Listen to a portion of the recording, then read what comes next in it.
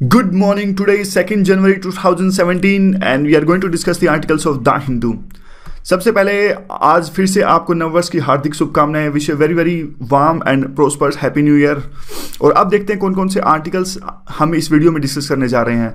ये देखिए, सबसे पहले जो आर्टिकल है ये समाजवादी पार्टी की अंदरूनी राजनीति से रिलेटेड है, तो ये किसी काम का हमारे लिए नहीं है। नीचे जो आर्टिकल है वो है रसिया और यूएस के रिलेशंस के बीच का, तो हम इसे डिस्कस करेंगे। पेपर 2 के लिए इंपॉर्टेंट है। यह भी सेम तरह का आर्टिकल है यूएस और रशिया के रिलेशंस का, इसे भी हम डिस्कस करेंगे। यहाँ पे साइड में जो ये आर्टिकल है ये समाजवादी पार्टी से रिलेटेड ही आर्टिकल है, तो कोई काम का नहीं है। किस तरह से लीडरशिप को कैप्चर करने के लिए वहाँ पे लड़ाई चल रही है पार्टी के अंदर में। नीचे जो आर्टिकल है वो रिजर्वेशन से रिलेटेड आर्टिकल है, तो काफ़ी डेटा इन्होंने दिया है। और रिजर्वेशन से रिलेटेड जो आर्टिकल होते हैं काफ़ी हमेशा एक तरह से कंट्रोवर्शियल होते हैं, तो थोड़ा बहुत जो भी इंपॉर्टेंट होगा वो हम इसमें से डिस्कस करेंगे। ये जो आर्टिकल है देखिए, वो भी बिल्कुल मंडे को आपको पता है द हिंदू में एक कॉलम जारी होता है कि रीडर्स क्या पसंद करते हैं, इस टाइप की चीज़ें।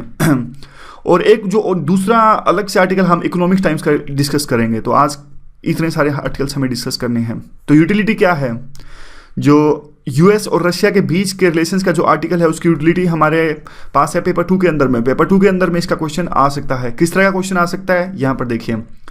The rising tensions have reignited the fears of new cold war, यानी जो अभी फिलहाल की जो टेंशंस हैं उससे जो कोल्ड वार की संभावनाओं को बल मिला है, इस तरह की बात है। इस पर आपको टिप्पणी करनी है। इस तरह क्वेश्चन आ सकता है। यहाँ पे देखिए, अब आर्टिकल की शुरुआत करते हैं। कंटेक्स्ट क्या है, देखिए बराक ओबामा के जो प्रेसिडेंट है अभी यूएस के, इन्होंने और ज़्यादा सैंक्शंस लगा दिए हैं रशिया के ऊपर में।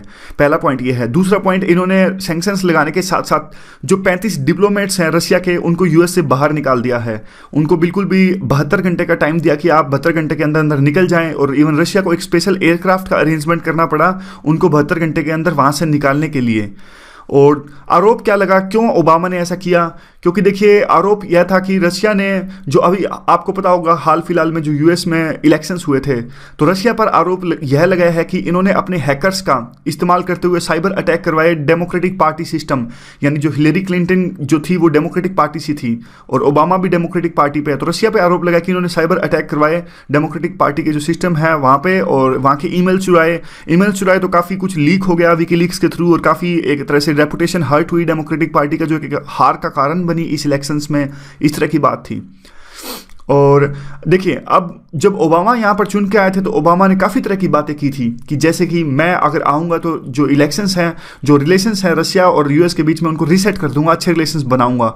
लेकिन हुआ क्या कि जो अब यूएस और रशिया के बीच में जो रिलेशंस हैं वो तो कोल्ड वार के बाद में, यानी कोल्ड वार के खत्म होने के बाद में सबसे निचले पॉइंट पे हैं, सबसे लोएस्ट लेवल पर हैं। इतने बेकार रिलेशंस तो कोल्ड वार खत्म होने के बाद कभी भी नहीं थे। और ओबामा पर उल्टा ही है, क्रिटिसिज्म लग रहा है कि घर में ओबामा का यूएस के अंदर इस बात पर क्रिटिसाइज होता है कि उन्होंने रशिया को काउंटर करने के लिए कुछ खास किया नहीं ज़्यादा। और दूसरा, इवन सीरिया में भी क्या हुआ, सीरिया में भी जब आपको पता था कि देखिए सीरिया में यूएस सपोर्ट कर रहा था एंटी यस असद फोर्सेस जो है वहाँ पे, यानी जो फोर्सेस यहाँ पे देखिए सीरिया में देखिए ये तो है असद फोर्सेस और ये हैं रिबल्स, कई तरह के रिबल्स वहाँ पर हैं। यूएस तो सपोर्ट करता है रिबल्स को, यूएस पैसा देता है इनको ताकि वो लड़ सकें असद से, और रशिया सपोर्ट करता है असद को और ताकि वो लड़ सकें रिबल से। तो सीरिया के अंदर में भी जो यूएस और रशिया है वो आमने सामने हैं। और एक क्रीमियन क्राइसिस हुआ था, आपको पता था कि यूक्रेन क्राइसिस हुए, उसमें एक क्रीमिया था पहले जो यूक्रेन का पार्ट था, वहाँ पे रशियन एथनिसिटी के लोग रहते थे। तो जब यूक्रेन की लड़ाई हुई, लड़ाई मतलब डिफरेंसेस आए रशिया के साथ में, तो रशिया ने क्या किया, वहाँ पे एक रेफरेंडम करवाया क्रीमिया के अंदर में, और क्रीमिया का वो पार्ट ले लिया यूक्रेन से, अपने आप क्रीमिया को रशिया में शामिल कर लिया गया। इस बात पर जो वेस्टर्न कंट्रीज थे उन्होंने काफ़ी सैंक्शंस लगाए उन्होंने रशिया पर, और उनको G8 से सस्पेंड भी कर दिया गया। तो इस तरह से अब जो डिफरेंसेस हैं वो देखिए। अब ये कीवर्ड हैं। अब आप कई बार पूछते हो कि कीवर्ड क्या होते हैं, तो कीवर्ड वैसे हम अब डिस्कस करेंगे क्योंकि वही बहुत इंपॉर्टेंट है। अब देखिए, जो ये सब कुछ डिस्कस किया हमने, 3-4 कीवर्ड इसमें सबसे इंपॉर्टेंट है। एक तो देखिए interference in the US election, ये सबसे, अगर एग्जामिनर को ये कीवर्ड दिख गया कि interference in the US election, बस वो कुछ नहीं पढ़ेगा, वो आपको मान लेगा कि हाँ इसने ये पॉइंट कवर किया है। दूसरा सीरिया, ये भी एक कीवर्ड है, सीरिया कीवर्ड है कि सीरिया में किस तरह से यूएस और जो रशिया है इनके रिलेशंस, इनके जो इंटरेस्ट हैं वो आमने सामने हैं। तो ये छोटे छोटे कीवर्ड हैं। क्रीमियन क्राइसिस है, ये भी कीवर्ड है। इस तरह से कीवर्ड होते हैं, और कीवर्ड कोई आसमान से तो नहीं टपकते हैं, हमें ही बनाने हैं जो इंपॉर्टेंट वर्ड्स होते हैं। तो क्या रिपरकशंस क्या हो सकते हैं जो खराब रिलेशंस अभी यूएस और रशिया के बीच में हो रहे हैं? देखिए, रिपरकशंस जो वो हो रहे हैं कि नए कोल्ड वार की संभावना को बल मिला है इससे कि दोबारा से जो पहले कोल्ड वार में होता था कि एक आर्म्स राइवलरी और लड़ाई होती थी इन दोनों के बीच में, तो अब रिलेशंस खराब रहे तो वैसे ही एक सिचुएशन दोबारा से पैदा हो सकती है। यह बात देखिए बिल्कुल सच है। जो आज का रशिया है वो उस टाइम का कोल्ड वार का यूएसएसआर नहीं है। ना तो अभी आज के रशिया के पास में यूएसएसआर के समान वो इकोनॉमी है, ना ही वो इतनी ज़्यादा जो आर्म्स पावर थी वह है। फिर भी जो रशिया है बार बार यूएस का जो यूनिपोलर वर्ल्ड ऑर्डर है, यानी यूएस जो अपनी अकेले की पावर स्टैब्लिश करना चाहता है पूरे वर्ल्ड के अंदर में, रशिया बार बार उसको चैलेंज करता है। और दूसरा ये कहते हैं कि ओबामा के जो सक्सेसर चुने हैं ट्रंप, और उनके चुने जाने के बाद में तो सिचुएशन और भी ज़्यादा कॉम्प्लेक्स हो जाएगी। कैसे? क्योंकि देखिए ट्रंप ने बार बार यह बात कही अपने कैंपेन के दौरान में कि वो रिलेशंस अच्छे कर देंगे रशिया के साथ में, और बाद में देखिए मॉस्को ने भी देखिए जब अब 35 डिप्लोमेट्स को एक्सपेल किया गया यूएस के अंदर से, तो पुतिन ने ऐसा कुछ नहीं किया, टिट फॉर टैट जैसे को तैसा की पॉलिसी नहीं अपनाई। उन्होंने कहा कि देखिए ये जो कदम उठाया गया ये ओबामा द्वारा उठाया गया है, और आगे जो ट्रंप चुन के आएंगे वो कैसा कदम उठाते हैं, वो कैसी पॉलिसीज अपनाते हैं हमारे विरुद्ध में, उसी के बाद में हम कुछ अपना स्टैंड लेंगे। इसीलिए इन्होंने 35 डिप्लोमेट्स के विरुद्ध में कुछ भी नहीं किया, क्योंकि वो देखना चाहते हैं कि ट्रंप की पॉलिसीज कैसे होंगी। तो देखिए क्वेश्चन क्या है? क्वेश्चन है कि ट्रंप करेंगे क्या? ट्रंप बिल्कुल तो ओबामा के खिलाफ जा नहीं सकते, क्योंकि अगर वो ऐसा करेंगे तो वो जो वहाँ पे अमेरिका की इस्टेब्लिशमेंट है उनका विरोध उनको करना पड़ेगा, और इस्टेब्लिशमेंट में तो उनकी खुद की पार्टी के लोग भी शामिल हैं, ब्यूरोक्रेट्स हैं, काफ़ी लोग हैं। अगर वो कुछ नहीं करते हैं रिलेशंस इंप्रूव करने के लिए तो टेंशन्स और ज़्यादा बढ़ेंगी। तो दोनों रास्ते हैं, देखिए करते हैं तो भी कुछ ना कुछ है, ना करते हैं तो भी कुछ ना कुछ है। और रशिया अब, लेकिन यह बात साफ है कि रशिया जो है अब एक दोबारा से टॉप चैलेंज उभर कर आ रहा है यूएस के साथ में। तो अब देखिए अगला आर्टिकल हम डिस्कस कर लेते हैं, वो भी इसी से रिलेटेड है। ये देखिए ओबामा और इनके बीच में काफ़ी टेंशन्स बढ़ गई हैं इस पूरे पिछले 3-4 सालों के अंदर में। पुतिन देखो आप, ऐसे लग रहा है जैसे आर्ट एंड कल्चर पढ़ने के लिए बोला हो। ठीक है, टाइमलाइन अगले आर्टिकल की देखिए। अब थोड़ा सा, वैसे तो इसको पहले डिस्कस कर लेना चाहिए था टाइमलाइन को, फिर भी थोड़ा टाइमलाइन अभी डिस्कस कर लेते हैं। देखिए 1950 से लेकर 1990 तक एक कोल्ड वार चला। उस कोल्ड वार में 2 देश थे, यूएसएसआर और यूएसए, और इनके साथ काफ़ी अलाइज थे जैसे साउथ कोरिया, जापान, ये सब इनके साथ में, यूएसएसआर के साथ में काफ़ी लोग थे ईस्टर्न यूरोप के। तो इस तरह से इन दोनों देशों के बीच में कोल्ड वार चला और अलायंस हुआ। तो देखिए चलता चलता दो बाद में क्या हुआ, सिचुएशन ख़राब हो गई यूएसएसआर के अंदर में, और काफ़ी इकोनॉमिक सिचुएशन ख़राब हो गई, और यूएसएसआर था वो 15 देशों में डिवाइड हो गया और डिसइंटीग्रेशन हो गया, आप कह सकते हो यूएसएसआर का। तो यूएसएसआर के डिसइंटीग्रेशन के साथ में ही जो ये कोल्ड वार यानी शीत युद्ध चल रहा था उसका खात्मा हो गया, और कोल्ड वार के बाद में एक नए वर्ल्ड ऑर्डर की स्थापना हुई। नए वर्ल्ड ऑर्डर का नाम दिया बुश ने, ये अभी वाले बुश नहीं, वहाँ पे दूसरे बुश थे उस टाइम पे 1991 में, उन्होंने नाम दिया नए वर्ल्ड ऑर्डर का। इस वर्ल्ड ऑर्डर में होगा क्या? इस वर्ल्ड ऑर्डर में जो रशिया यानी जिसने लीगेसी इनहेरिट की है यूएसएसआर की, उसको एक प्रॉपर स्थान दिया गया, सम्मान दिया जाएगा, और एक ऐसा वर्ल्ड ऑर्डर जो चलेगा यूनाइटेड नेशंस से। इस तरह की बात कही बुश ने। तो शुरू में तो रशिया को भी लगा कि ठीक है कोई बात नहीं, रिलेशंस अच्छे होंगे यूएस के साथ में, और पुरानी बातों को भूल जाओ, यूएसएसआर का टाइम अलग था।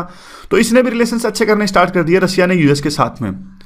तो बाद में क्या हुआ, लेकिन धीरे धीरे रशिया को ऐसा लगा कि यूएस हमें बराबर का दर्जा नहीं दे रहा है, यूएस तो हमारे रिसोर्सेज को एक्सप्लॉइट कर रहा है और हमें ह्यूमिलिएट कर रहा है। क्यों? क्योंकि देखिए नाटो थी, नाटो जो ऑर्गेनाइजेशन है, नाटो आपको पता होगा, नाटो, अच्छा बताइए आप नाटो का हेडक्वार्टर है कहाँ? और उसके बाद में देखिए रशिया को ऐसा लगा कि नाटो जो कि कोल्ड वार के दौरान बनाई गई थी उसकी अभी जरूरत ही क्या है, फिर भी जो यूएस वो नाटो को डिसॉल्व क्यों नहीं कर रहा है। तो एक तरह से नेशनल रिसर्जेंस स्टार्ट हुआ रशिया के अंदर में। रशिया के अंदर में दोबारा से वैसी भावनाएं आने लगी कि जो पहले हमारा पास्ट था वो काफ़ी अच्छा था, अब हमें यानी हमारी जो खोई इज्जत है उसको वापस हासिल करना है। इस तरह की बात निकल कर आई रशिया के अंदर में, और इस पूरे की पूरी चीज़ को कहते हैं नेशनल रिसर्जेंस। मतलब दोबारा से यूएस को टक्कर देने की जो सेंटिमेंट्स थे वो उभर कर आए कि हमें हमारी खोई इज्जत वापस हासिल करनी है। अब ये अगला आर्टिकल है, उसमें भी कई सारे एंगल्स हैं। देखिए जो कंटेक्स्ट था वो सब आपको पता है। अब बात यह निकल कर आती है कि यूएस और रशिया के बीच में काफ़ी कॉम्प्लेक्सिटीज, दोबारा से नए आर्टिकल की शुरुआत है तो थोड़ा तो आपको वैसा लगेगा कि थोड़ा रिपीटिशन हो रहा है, लेकिन रिपीटिशन करेंगे नहीं हम। देखिए, यूएस और जो रशिया के रिलेशंस हैं इसमें काफ़ी डाइवर्सिटी देखने को मिली। एक तरफ तो यूएस और रशिया ने मिलकर जो ईरान का काफ़ी कॉम्प्लेक्स इशू था, यानी जो ईरान पर आरोप लगे थे कि वो न्यूक्लियर वेपन्स बना रहा है अपने देश के अंदर में, तो रशिया और यूएस एक साथ आए, और भी काफ़ी देश थे, 6 कंट्रीज आए थे एक साथ में। और अच्छा बताइए कि 6 कंट्रीज जो एक साथ आए थे ईरान में डील करने के लिए, उनका नाम क्या है? क्या P5+1 है या फिर E3+3 है? इन दोनों में से इनका नाम क्या था? तो एक तरफ तो देखिए ईरान को न्यूक्लियर वेपन्स बनाने से रोकने के लिए एक साथ आए, और दूसरी तरफ ये सीरिया में अभी भी लड़ रहे हैं, प्रोक्सी वार चल रहा है वहां पे। प्रोक्सी वार ही तो है। अगर एक देखिए यहाँ पे, अगर रशिया एक बंदे को पैसे दे रहा है और यूएस दूसरे बंदे को पैसे दे रहा है और वो दोनों आपस में लड़ रहे हैं, तो एक तरह से रशिया और यूएस ही तो लड़ रहे हैं इनडायरेक्टली। तो एक तरह से वहाँ पे सीरिया के अंदर में प्रोक्सी वार चल रहा है, ईरान में साथ आए, और अभी क्या हुआ, 35 डिप्लोमेट्स को बाहर निकाल दिया।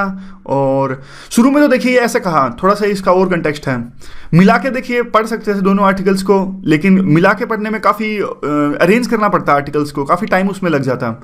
तो देखिए शुरू में तो जब ये डिप्लोमेट्स को, जब रशिया पर आरोप लगे कि उन्होंने इंटरफेरेंस करी यूएस इलेक्शंस के अंदर में, तो शुरू में तो यूएस ने इसको मानने से इनकार कर दिया वहाँ की गवर्नमेंट ने, और उन्होंने कहा कि देखिए ऐसा कुछ भी नहीं है, और हमारी जो इलेक्शन प्रोसेस है बिल्कुल फुल प्रूफ है, और अच्छे से इसको टैकल किया गया।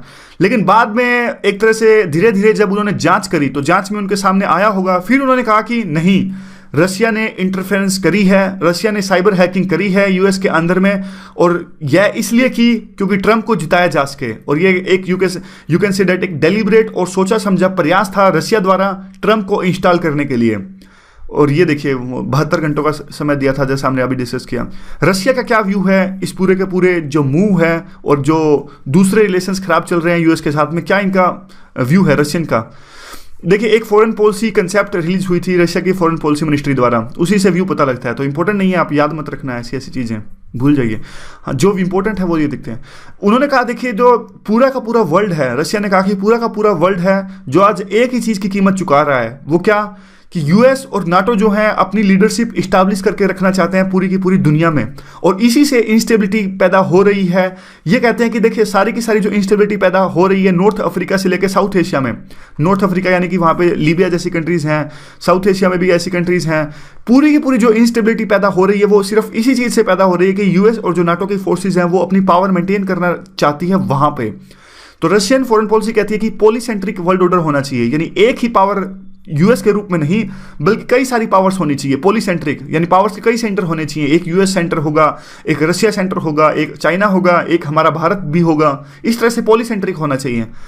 दूसरा कहते हैं कि अब देखिए जो रशिया की रिलेशनशिप है वो यूएस के साथ में, उसी कारण में जो रशिया की रिलेशनशिप है वो काफ़ी ज़्यादा क्लोज हो गई है चाइना के साथ में, यानी रशिया प्लस चाइना का एक गठबंधन उभर कर आ रहा है। और रशिया बार बार कहता है कि यूएस की जो पॉलिसीज़ हैं यूएस हमें कंटेन करना चाहता है, यानी रशिया आरोप लगाता है यूएस पे कि यूएस रशिया को दबा के रखना चाहता है। इसीलिए उन्होंने एक बैलिस्टिक मिसाइल डिफेंस का भी गठन किया, कंपोनेंट्स बनाए, और जो प्रोवोकेटिव जो मिलिट्री एक्टिविटीज़ है रशिया के जो बॉर्डर्स पर वो भी इसीलिए है क्योंकि जो यूएस है रशिया को दबा कर रखना चाहता है। बस यही है, आगे देखते हैं क्या है। आगे जो दूसरे जो रशिया के जो स्पोक्स पर्सन है, फॉरेन मिनिस्ट्री के स्पोक्स पर्सन, उन्होंने तो ओबामा को साफ साफ जिम्मेदार ठहराया। उन्होंने कहा कि जो रिलेशंस खराब हुए हैं रशिया और यूएस के बीच में, कहीं ना कहीं जिम्मेदार उसके लिए स्पेशल ओबामा है, और जो इनके सेक्रेटरी हैं जो कैरी, उनके लिए तो इनकी बल्कि तारीफ करी। तो देखिए जो कोलैप्स हुआ, अब ये कह रहे हैं कि जैसे रशिया और अमेरिका के बीच में सीरिया में 2 बार सीज फायर इस्टेब्लिश करने की कोशिश की गई, इनडायरेक्टली जो पैसा दे रहे हैं रिबल्स के बीच में, लेकिन पहली बार तो फरवरी में जो सीज फायर साइन हुआ वो तो थोड़े दिन तक चला, बाद वाला तो बिल्कुल भी नहीं चला। वो तो सितंबर में जो अभी किया था वो तो उसी टाइम जो समझौता था वो निरस्त हो गया, और यूएस ने बमबारी कर दी सीरियन फोर्सेस के खिलाफ में। नाटो जो अलायंस था, देखिए नाटो जो अलायंस आया था रशिया कहता है ये तो आया था कोल्ड वार के दौरान में, तो अभी ये क्यों है? अभी ये है इसलिए है क्योंकि जो यूएस हमें दबा के रखना चाहता है। दूसरी बात कहते हैं देखिए जो नाटो अलायंस आया था वो आया तो देखिए यूएसएसआर के दृष्टिकोण से था, लेकिन अब जो प्रॉब्लम्स हैं वो ज़्यादा दूसरे टाइप की हैं। अब जैसे इस्लामिक लॉजिक, ये आर्टिकल में लिखते हैं कि इस्लामिक लॉजिक की प्रॉब्लम है कि इस्लामिक टेररिज्म जो है, जिहादिस्ट यानी जो रेडिकल इस्लाम है, वो अलग तरह की प्रॉब्लम पेश कर रहा है नाटो के सामने, और नाटो अभी तक जो डेवलप हुआ था वो इस प्रॉब्लम को टैकल कर पाने में सक्षम है नहीं। लेकिन इसका मतलब यह नहीं है कि नाटो इग्नोर कर रहा है रशिया को भी इग्नोर नहीं कर रहा है। यहाँ पे देख लीजिए आप, जो नाटो का एक समिट हुआ था, वहां पे ओबामा ने कहा था कि नाटो के सामने अब दो तरह की दिक्कतें सबसे ज्यादा हैं। ईस्ट बॉर्डर पे है रशिया की दिक्कत, और साउथ ईस्ट से है इस्लामिस्ट ग्रुप्स की दिक्कत। तो दो तरह की दिक्कत ऐसी हैं जिनको नाटो से डील करना है। और आगे आता है, देखिए ट्रंप अब जो चुन के आए हैं तो किस तरह की संभावनाएं पैदा हो रही हैं। ये कहते हैं, देखिए ट्रंप ने अपने इलेक्शन कैंपेन के दौरान कहा था कि नाटो की तो जरूरत है ही नहीं, और नाटो की अगर जरूरत है तो उसका ज़्यादा फोकस होगा इस्लामिस्ट थ्रेट्स पर, यानी रशिया को छोड़कर इस्लामिस्ट जो थ्रेट्स हैं, रेडिकल इस्लाम की जो खतरा पैदा हो रहा है दुनिया के अंदर में, इसको काउंटर करना चाहिए नाटो को। और बाद में पुतिन ने ऐसा भी कहा था कि अगर मैं सत्ता में आया तो रशिया के साथ में रिलेशंस अच्छे करूंगा। और इवन देखिए जो ट्रंप है उनको कोई दिक्कत नहीं है, ओबामा को कई चीज़ों से दिक्कत है कि जैसे रशिया में ह्यूमन राइट्स के वायलेशन होते हैं, ट्रंप को इस तरह की किसी दिक्कत नहीं है। ट्रंप कहता है कोई बात नहीं, हमें कोई दिक्कत नहीं है। और ट्रंप दूसरा ये कहते हैं कि ट्रंप को यह भी चैलेंज करते हैं, जो रिपब्लिकन कोलिग्स हैं, उनकी पार्टी के जो लोग हैं, वो लोग ये कहते हैं कि रशिया है वो बड़ी दिक्कत है, और लेकिन ट्रंप कहते हैं कि जो रेडिकल इस्लाम है वो बड़ी दिक्कत है। तो एक तरह से चैलेंज करना पड़ेगा उनको, अपनी पार्टी के लोगों को भी। और यूएन में जो समिट हुआ था 2015 में, वहां पुतिन ने एक ऐसी बात कही थी कि आतंकवाद से लड़ने के लिए एक बड़ा गठबंधन, बड़ा अलायंस होना चाहिए, जैसा कि अलायंस बनाया गया था सेकेंड वर्ल्ड वॉर के दौरान हिटलर के खिलाफ में। आपको याद होगा हिटलर के खिलाफ लड़ने के लिए कम्युनिज्म और कैपिटलिज्म दोनों एक साथ आए थे, यानी दो धुरी हो गई। यहाँ देखिए दोनों डिफरेंट डायरेक्शन में जाने वाली आइडियोलॉजीज, कम्युनिज्म जो कि बनता ही, कम्युनिज्म की आइडियोलॉजी जो बनी है वो बनी ही कैपिटलिज्म के खिलाफ है। ये दोनों एक साथ आए हिटलर से लड़ने के लिए, फासिज्म से लड़ने के लिए। तो पुतिन कहते हैं अभी भी इसी तरह के अलायंस की आवश्यकता है। उसके बाद में ओबामा कहते हैं कि देखिए उसके बाद में ट्रंप को ऐसी भी कोई दिक्कत नहीं है। जैसे ओबामा को दिक्कत है कि असद को सत्ता से बाहर निकालना है सीरिया के अंदर से, लेकिन ट्रंप को ऐसी कोई दिक्कत नहीं है। वो कहते हैं कि असद अगर सीरिया में रहे तो कोई बात नहीं, रशिया के साथ रिलेशंस अच्छे होने चाहिए। बाद में कौन कौन से चैलेंजेस हैं, देखिए और चैलेंजेस हैं। ट्रंप को काफ़ी दिक्कतें आएंगी। जैसे ट्रंप ने कहा था कि ट्रंप ने ऐसा कहा था कि अगर वो सत्ता में चुनकर आए तो ईरान के साथ में जो न्यूक्लियर डील साइन हुई है यूएस की, और जो साइन की गई थी P5+1 की सहायता से, उसका आंसर आपको दे दिया है मैंने अभी से। और तो वो कहते हैं कि अगर मैं सत्ता में आया तो ईरान के साथ में जो डील साइन हुई है उसको निरस्त कर दिया जाएगा, इनवैलिडेट कर दिया जाएगा। लेकिन इस डील को सपोर्ट किया था काफ़ी रशिया ने। अगर ट्रंप इस डील को निरस्त करते हैं तो रशिया के साथ उनके रिलेशंस खराब होने का खतरा रहेगा हमेशा। और पुतिन, अब देखिए दूसरी ये पॉलिसी ये है कि जो पुतिन है वो उन्होंने काफ़ी अच्छा काम किया है। पुतिन ने क्या किया है, पुतिन ने की पावर तो वैसे रशिया की जो पावर है काफ़ी ख़राब हो गई थी, उनकी इकोनॉमी काफ़ी खस्ता हालत में थी। और इन्होंने क्या किया, जहाँ जहाँ ट्रबल स्पॉट्स हैं, जैसे मिडिल ईस्ट का सीरिया मान लीजिए, और भी काफ़ी देश मान लीजिए, जो खतरे वाले देश थे जहाँ पे ट्रबल चल रहा है, उनके साथ में अपने रिलेशंस अच्छे किए, उनके साथ में मिलिट्री कॉन्ट्रैक्ट साइन किए, या फिर जो स्ट्रेटेजिकल कॉन्ट्रैक्ट्स थे वो साइन किए। इससे कहीं ना कहीं थोड़ा बहुत जो इन्फ्लुएंस है वो बढ़ गया रशिया का उन देशों के अंदर में। तो यह होने से रशिया को काफ़ी फायदा हुआ कि उनका इंटरनेशनल कद बढ़ गया, वो अब नेगोशिएशन के हालत में है यूएस के साथ में। अच्छा, एक दूसरा जो पॉइंट यहाँ पे था, एक तो ईरान, दूसरा पॉइंट था अफगानिस्तान का। क्योंकि देखिए अब अफगानिस्तान में क्या हो रहा है कि जो रशिया प्लस में ईरान नज़दीकियाँ बढ़ा रहे हैं तालिबान के साथ में, और यूएस है वो सपोर्ट कर रहा है अफगानिस्तानी गवर्नमेंट को, और अफगानिस्तानी गवर्नमेंट प्लस में तालिबान आपस में लड़ रहे हैं। तो जैसी सीरिया में सिचुएशन थी वैसी सिचुएशन अब अफगानिस्तान में भी उभर कर आ रही है, जिस तरह से रशिया अपने रिलेशन इंप्रूव कर रहा है तालिबान के साथ में। तो बात यही है, लास्ट में वे फॉरवर्ड यही निकलता है कि ट्रंप अगर रिलेशंस अच्छे कर लेते हैं, रशिया के साथ में कामयाब हो जाते हैं, तो पूरा का पूरा जो जियो स्ट्रेटेजिकली जो रीअलाइनमेंट्स हैं वो दोबारा से होंगी।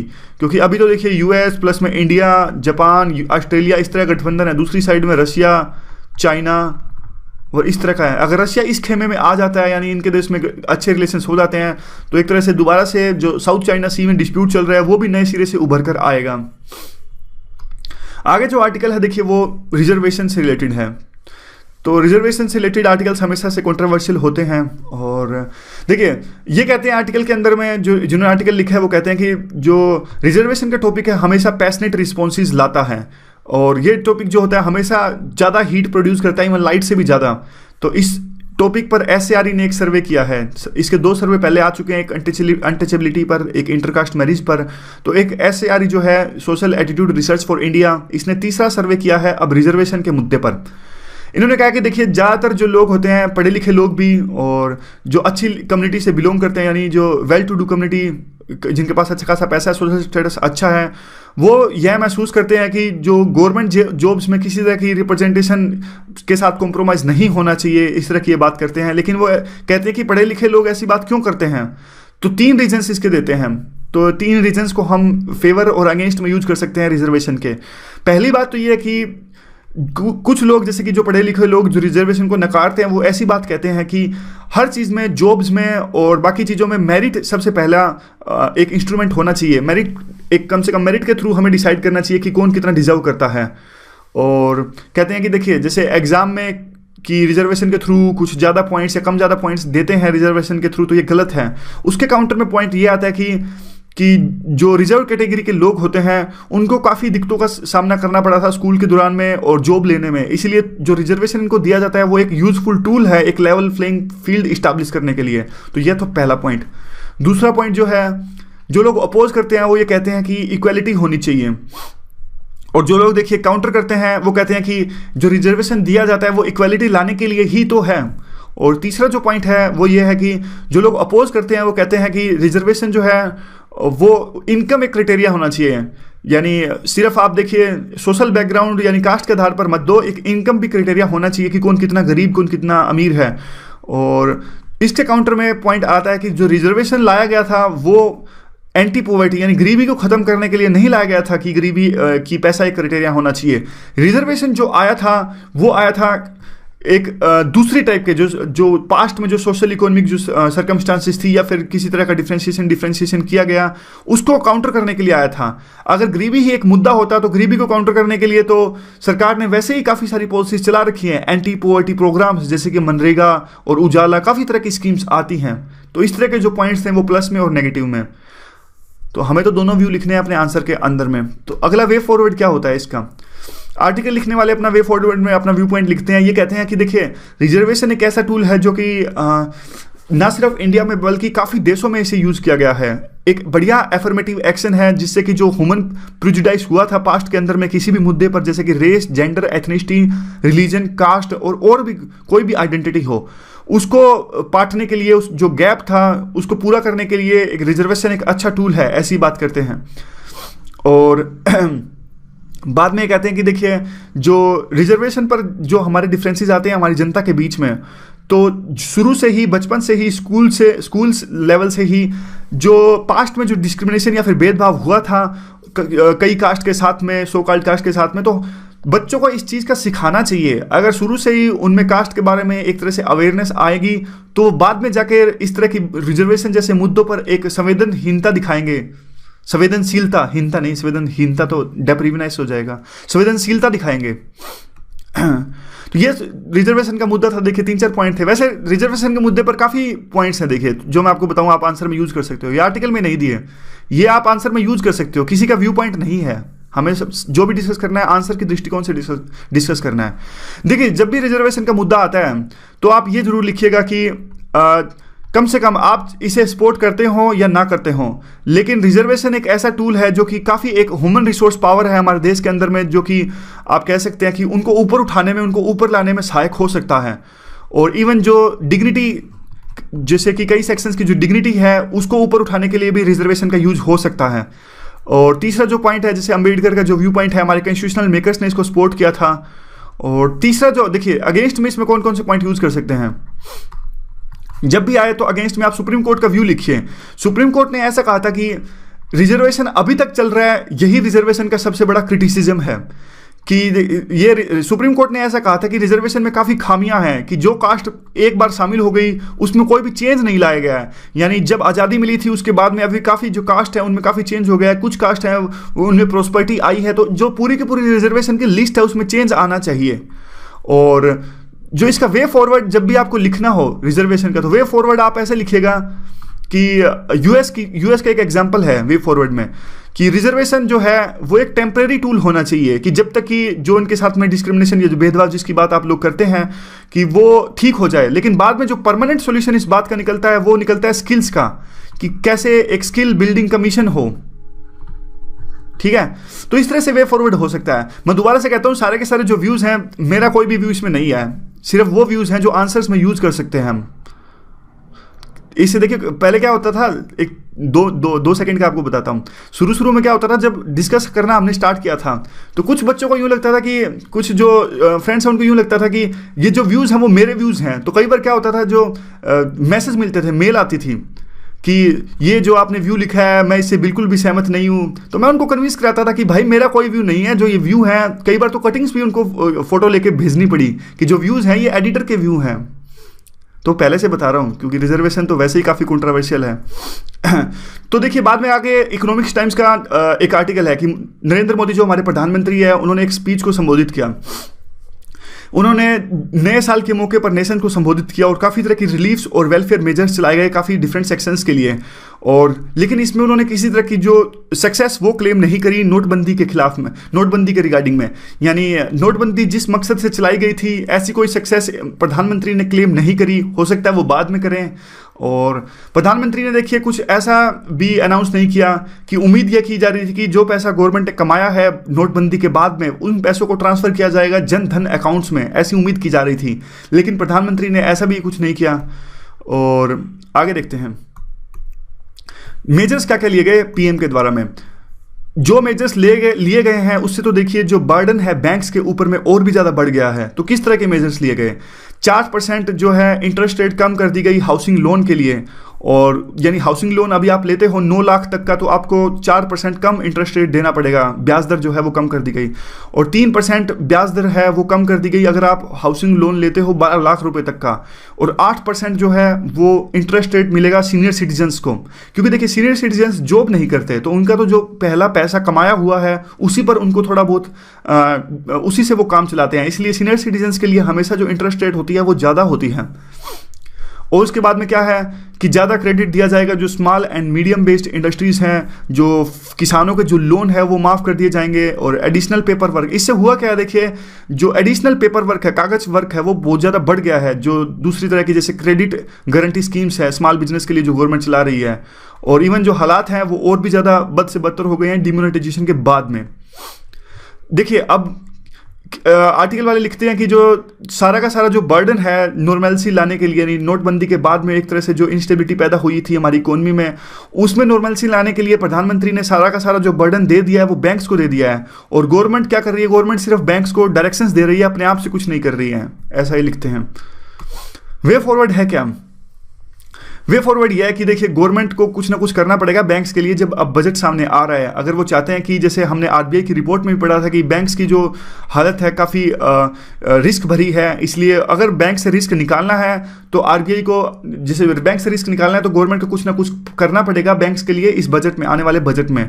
और इसके अलावा प्रधानमंत्री ने 6,000 रुपये देने की घोषणा जो करी है प्रेग्नेंट वुमन को, उसका प्रावधान तो, उसका प्रोमिस तो पहले से किया गया था फूड सिक्योरिटी एक्ट 2013 में। और फिर ये लिखते हैं कि टैक्स कलेक्शंस तो इस बात पर डिपेंड करेगी कि टैक्स, अरुण जेटली ने जैसे कहा था कि टैक्स कलेक्शंस हैं वो बढ़ने वाली हैं, तो ये कहते हैं कि टैक्स कलेक्शंस बढ़ेगी या घटेगी, वो तो इस बात पर डिपेंड करता है कि जो इस नोटबंदी के शौक को कैसे हमारी इकोनॉमी झेल पाएगी।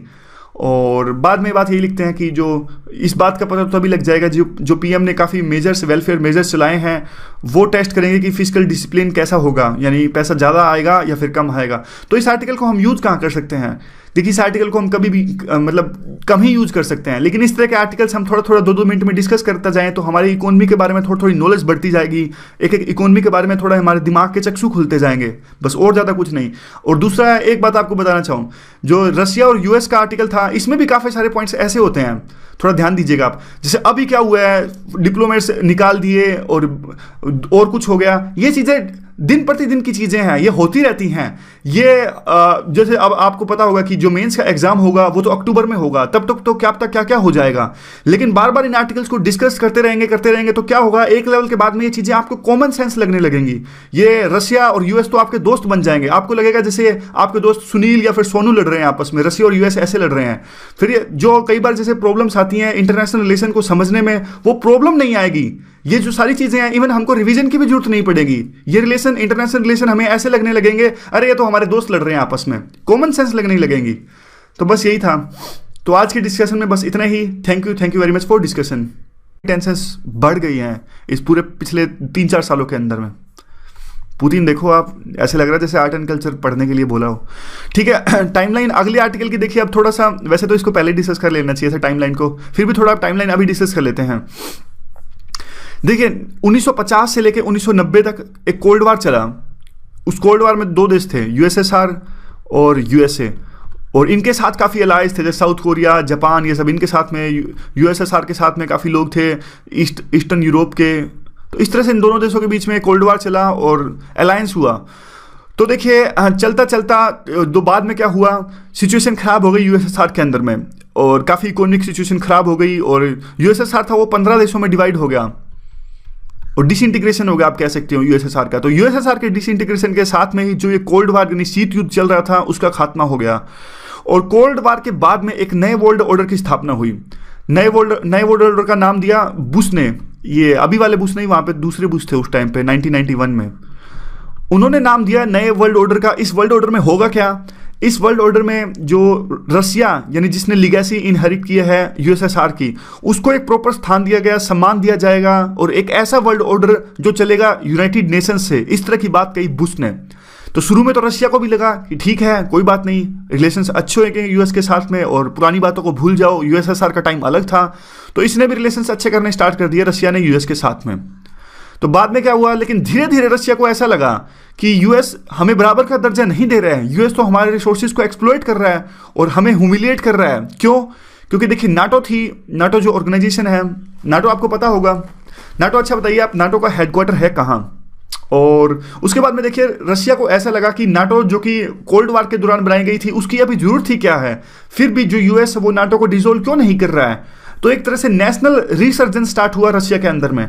रशिया के अंदर में दोबारा से वैसी भावनाएं आने लगी कि जो पहले हमारा पास्ट था वो काफ़ी अच्छा था, अब हमें यानी हमारी जो खोई इज्जत है उसको वापस हासिल करना है। इस तरह की बात निकल कर आई रशिया के अंदर में, और इस पूरे की पूरी चीज़ को कहते हैं नेशनल रिसर्जेंस, मतलब दोबारा से यूएस को टक्कर देने की जो सेंटिमेंट पार्टी पे है। तो रशिया पे आरोप लगा कि इन्होंने साइबर अटैक करवाए डेमोक्रेटिक पार्टी के जो सिस्टम है वहाँ पे, और वहाँ के ईमेल चुराए तो काफ़ी कुछ लीक हो गया विकीलीक्स के थ्रू, और काफ़ी एक तरह से रेपुटेशन हर्ट हुई डेमोक्रेटिक पार्टी का, जो कि हार का कारण बनी इस इलेक्शंस में।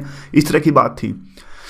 और देखिए अब जब ओबामा यहाँ पर चुन के आए थे तो ओबामा ने काफ़ी तरह की बातें की थी कि जैसे कि मैं अगर आऊँगा तो जो इलेक्शंस हैं, जो रिलेशंस हैं रशिया और यूएस के बीच में, उनको रीसेट कर दूंगा, अच्छे रिलेशंस बनाऊंगा।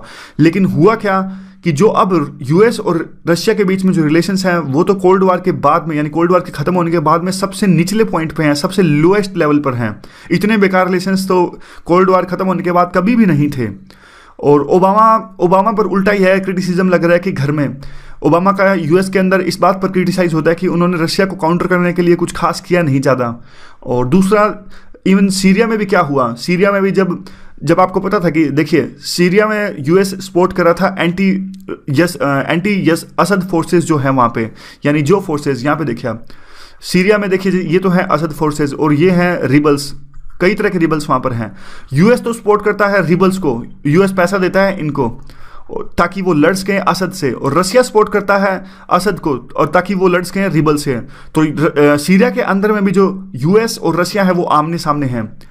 और एक क्रीमियन क्राइसिस हुआ था, आपको पता था कि यूक्रेन क्राइसिस हुए, उसमें एक क्रीमिया था पहले जो यूक्रेन का पार्ट था, वहाँ पे रशियन एथनिसिटी के लोग रहते थे। तो जब यूक्रेन की लड़ाई हुई, लड़ाई मतलब डिफरेंसेस आए रशिया के साथ में, तो रशिया ने क्या किया, वहाँ पे एक रेफरेंडम करवाया क्रीमिया के अंदर में, और क्रीमिया का वो पार्ट ले लिया यूक्रेन से, अपने आप क्रीमिया को रशिया में शामिल कर लिया गया।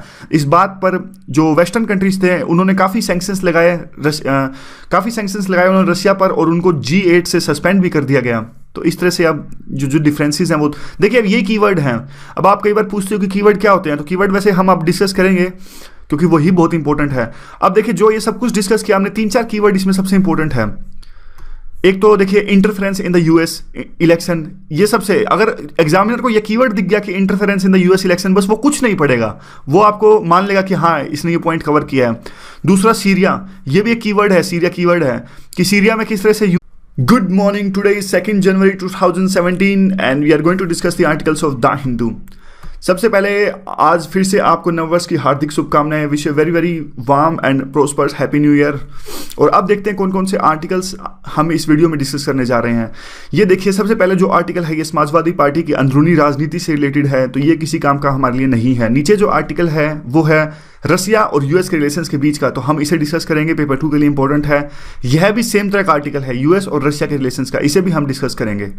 यहाँ पे साइड में जो ये आर्टिकल है ये समाजवादी पार्टी से रिलेटेड ही आर्टिकल है, तो कोई काम का नहीं है। किस तरह से लीडरशिप को कैप्चर करने के लिए वहाँ पे लड़ाई चल रही है पार्टी के अंदर में। नीचे जो आर्टिकल है वो रिजर्वेशन से रिलेटेड आर्टिकल है, तो काफ़ी डेटा इन्होंने दिया है। और रिजर्वेशन से रिलेटेड जो आर्टिकल होते हैं काफ़ी हमेशा एक तरह से कंट्रोवर्शियल होते हैं, तो थोड़ा बहुत जो भी इंपॉर्टेंट होगा वो हम इसमें से डिस्कस करेंगे। ये जो आर्टिकल है देखिए वो भी बिल्कुल मंडे को आपको पता है द हिंदू में एक कॉलम जारी होता है कि रीडर्स क्या पसंद करते हैं, इस टाइप की चीज़ें। और एक जो और दूसरा अलग से आर्टिकल हम इकोनॉमिक्स टाइम्स का डिस्कस करेंगे। तो आज इतने सारे आर्टिकल्स हमें डिस्कस करने हैं। तो यूटिलिटी क्या है, जो यूएस और रशिया के बीच के रिलेशंस का जो आर्टिकल है उसकी यूटिलिटी हमारे पास है पेपर 2 के अंदर में। पेपर 2 के अंदर में इसका क्वेश्चन आ सकता है। किस तरह का क्वेश्चन आ सकता है यहाँ पर देखिए, the rising tensions have reignited the fears of new cold war, यानी जो अभी फिलहाल की जो टेंशंस हैं उससे जो कोल्ड वार की संभावनाओं को बल मिला है, इस तरह की बात है, इस पर आपको टिप्पणी करनी है। इस तरह क्वेश्चन आ सकता है। यहाँ पे देखिए अब आर्टिकल की शुरुआत करते हैं। कंटेक्स्ट क्या है देखिए, बराक ओबामा के जो प्रेसिडेंट है अभी यूएस के, इन्होंने और ज़्यादा सैंक्शंस लगा दिए हैं रशिया के ऊपर में। पहला पॉइंट ये है। दूसरा पॉइंट, इन्होंने सैंक्शंस लगाने के साथ साथ जो 35 डिप्लोमेट्स हैं रशिया के उनको यूएस से बाहर निकाल दिया है। उनको बिल्कुल भी 72 घंटे का टाइम दिया कि आप 72 घंटे के अंदर अंदर निकल जाएं, और इवन रशिया को एक स्पेशल एयरक्राफ्ट का अरेंजमेंट करना पड़ा उनको 72 घंटे के अंदर वहाँ से निकालने के लिए। और आरोप क्या लगा, क्यों ओबामा ने ऐसा किया? क्योंकि देखिए आरोप यह था कि रशिया ने जो अभी आपको पता होगा हाल फिलहाल में जो यूएस में इलेक्शंस हुए थे, तो रशिया पर आरोप यह लगाया है कि इन्होंने अपने हैकर्स का इस्तेमाल करते हुए साइबर अटैक करवाए डेमोक्रेटिक पार्टी सिस्टम, यानी जो हिलेरी क्लिंटन जो थी वो डेमोक्रेटिक पार्टी से थी और ओबामा भी डेमोक्रेटिक। यूएस और जो रशिया है इनके रिलेशंस, इनके जो इंटरेस्ट हैं वो आमने सामने हैं। तो ये छोटे छोटे कीवर्ड हैं। क्रीमियन क्राइसिस है, ये भी कीवर्ड है। इस तरह से कीवर्ड होते हैं, और कीवर्ड कोई आसमान से तो नहीं टपकते हैं, हमें ही बनाने हैं जो इंपॉर्टेंट वर्ड्स होते हैं। तो क्या रिपरकशंस क्या हो सकते हैं जो खराब रिलेशंस अभी यूएस और रशिया के बीच में हो रहे हैं? देखिए रिपरकशंस जो वो हो रहे हैं कि नए कोल्ड वार की संभावना को बल मिला है इससे, कि दोबारा से जो पहले कोल्ड वार में होता था कि एक आर्म्स राइवलरी और लड़ाई होती थी इन दोनों के बीच में, तो अब रिलेशंस खराब रहे तो वैसे ही एक सिचुएशन दोबारा से पैदा हो सकती है। यह बात देखिए बिल्कुल सच है। जो आज का रशिया है वो उस टाइम का कोल्ड वार का यूएसएसआर नहीं है। ना तो अभी आज के रशिया के पास में यूएसएसआर के समान वो इकोनॉमी है, ना ही वो इतनी ज़्यादा जो आर्म्स पावर थी वह है। फिर भी जो रशिया है बार बार यूएस का जो यूनिपोलर वर्ल्ड ऑर्डर है, यानी यूएस जो अपनी अकेले की पावर स्टैब्लिश करना चाहता है पूरे वर्ल्ड के अंदर में, रशिया बार बार उसको चैलेंज करता है। और दूसरा ये कहते हैं कि ओबामा के जो सक्सेसर चुने हैं ट्रंप, और उनके चुने जाने के बाद में तो सिचुएशन और भी ज़्यादा कॉम्प्लेक्स हो जाएगी। कैसे?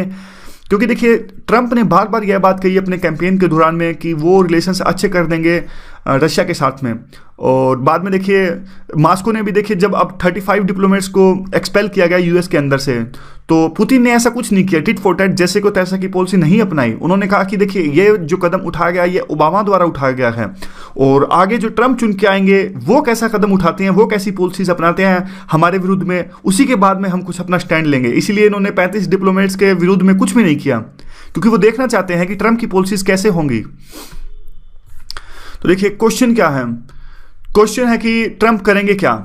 ट्रंप बिल्कुल तो ओबामा के खिलाफ जा नहीं सकते, क्योंकि अगर वो ऐसा करेंगे तो वो जो वहाँ पे अमेरिका की इस्टेब्लिशमेंट है उनका विरोध उनको करना पड़ेगा, और इस्टेब्लिशमेंट में तो उनकी खुद की पार्टी के लोग भी शामिल हैं, ब्यूरोक्रेट्स हैं, काफ़ी लोग हैं। अगर वो कुछ नहीं करते हैं रिलेशंस इंप्रूव करने के लिए तो टेंशंस और ज़्यादा बढ़ेंगी। तो दोनों रास्ते हैं, देखिए करते हैं तो भी कुछ ना कुछ है, ना करते हैं तो भी कुछ ना कुछ है। और रशिया अब, लेकिन यह बात साफ है कि रशिया जो है अब एक दोबारा से टॉप चैलेंज उभर कर आ रहा है यूएस के साथ में। तो अब देखिए अगला आर्टिकल हम डिस्कस कर लेते हैं, वो भी इसी से रिलेटेड है। ये देखिए ओबामा और इनके बीच में काफ़ी थे, वो उभर कर आए कि हमें हमारी खोई इज्जत वापस हासिल करनी है। अब ये अगला आर्टिकल है, उसमें भी कई सारे एंगल्स हैं। देखिए जो कंटेक्स्ट था वो सब आपको पता है। अब बात यह निकल कर आती है कि यूएस और रशिया के बीच में काफ़ी कॉम्प्लेक्सिटीज, दोबारा से नए आर्टिकल की शुरुआत है तो थोड़ा तो आपको वैसा लगेगा कि थोड़ा रिपीटिशन हो रहा है, लेकिन रिपीटिशन करेंगे नहीं हम। देखिए, यूएस और जो रशिया के रिलेशंस हैं इसमें काफ़ी डाइवर्सिटी देखने को मिली। एक तरफ तो यूएस और रशिया ने मिलकर जो ईरान का काफ़ी कॉम्प्लेक्स इशू था, यानी जो ईरान पर आरोप लगे थे कि वो न्यूक्लियर वेपन्स बना रहा है अपने देश के अंदर में, तो रशिया और यूएस एक साथ आए, और भी काफ़ी देश थे, 6 कंट्रीज आए थे एक साथ में। और अच्छा बताइए कि 6 कंट्रीज जो एक साथ आए थे ईरान में डील करने के लिए, उनका नाम क्या है? क्या P5+1 है या फिर E3+3 है? इन दोनों में से इनका नाम क्या था? तो एक तरफ तो देखिए ईरान को न्यूक्लियर वेपन्स बनाने से रोकने के लिए एक साथ आए, और दूसरी तरफ ये सीरिया में अभी भी लड़ रहे हैं, प्रोक्सी वार चल रहा है वहां पे। प्रोक्सी वार ही तो है। अगर एक देखिए यहाँ पे, अगर रशिया एक बंदे को पैसे दे रहा है और यूएस दूसरे बंदे को पैसे दे रहा है और वो दोनों आपस में लड़ रहे हैं, तो एक तरह से रशिया और यूएस ही तो लड़ रहे हैं इनडायरेक्टली। तो एक तरह से वहां पे सीरिया के अंदर में प्रोक्सी वार चल रहा है, ईरान में साथ आए, और अभी क्या हुआ, 35 डिप्लोमेट्स को बाहर निकाल दिया। और शुरू में तो देखिए ऐसा कहा, थोड़ा सा इसका और कंटेक्स्ट है, मिला के देखिए पढ़ सकते थे दोनों आर्टिकल्स को, लेकिन मिला के पढ़ने में काफ़ी अरेंज करना पड़ता आर्टिकल्स को, काफ़ी टाइम उसमें लग जाता। तो देखिए शुरू में तो जब ये डिप्लोमेट्स को, जब रशिया पर आरोप लगे कि उन्होंने इंटरफेरेंस करी यूएस इलेक्शंस के अंदर में, तो शुरू में तो यूएस ने इसको मानने से इनकार कर दिया वहाँ की गवर्नमेंट ने, और उन्होंने कहा कि देखिए ऐसा कुछ भी नहीं है, और हमारी जो इलेक्शन प्रोसेस है बिल्कुल फुल प्रूफ है, और अच्छे से इसको टैकल किया गया। लेकिन बाद में एक तरह से धीरे धीरे जब उन्होंने जांच करी, तो जांच में उनके सामने आया होगा, फिर उन्होंने कहा कि नहीं, रशिया ने इंटरफेरेंस करी है, रशिया ने साइबर हैकिंग करी है यूएस के अंदर में, और यह इसलिए की क्योंकि ट्रंप को जिताया जा सके। और ये एक यू कैन से दैट एक डेलिब्रेट और सोचा समझा प्रयास था रशिया द्वारा ट्रंप को इंस्टॉल करने के लिए। और ये देखिए 72 घंटों का समय दिया था, जैसा हमने अभी डिस्कस किया। रशिया का क्या व्यू है इस पूरे के पूरे जो मूव है, और जो दूसरे रिलेशंस खराब चल रहे हैं यूएस के साथ में, क्या इनका व्यू है रशियन का? देखिए एक फॉरेन पॉलिसी